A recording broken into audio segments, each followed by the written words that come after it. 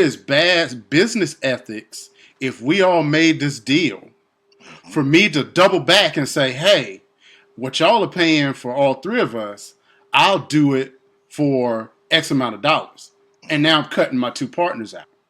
You know what I Mm-hmm. mean? That's really shady and that's bad business Very. etiquette. You know what I'm saying? And That most people actually get just most, happened. huh?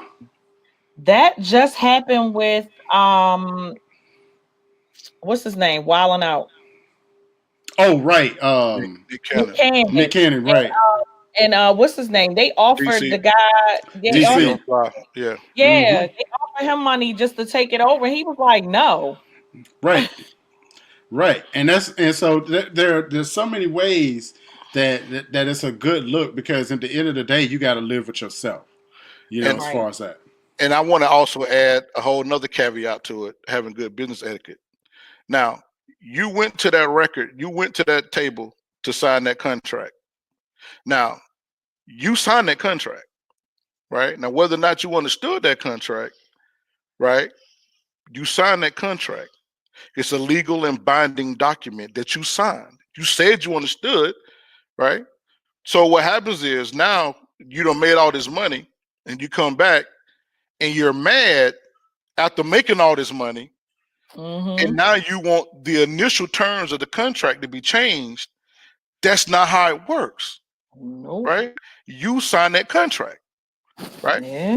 And so how you go to that person now, when I think about good business etiquette, it's how you conduct yourself when you asking that person, hey, because they had an upper hand, they that they bought that house for 5,000.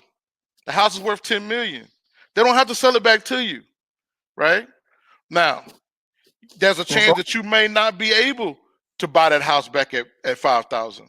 But how you conduct yourself when you're trying to do business, right? Because it's not that person's fault if you don't have the skill set.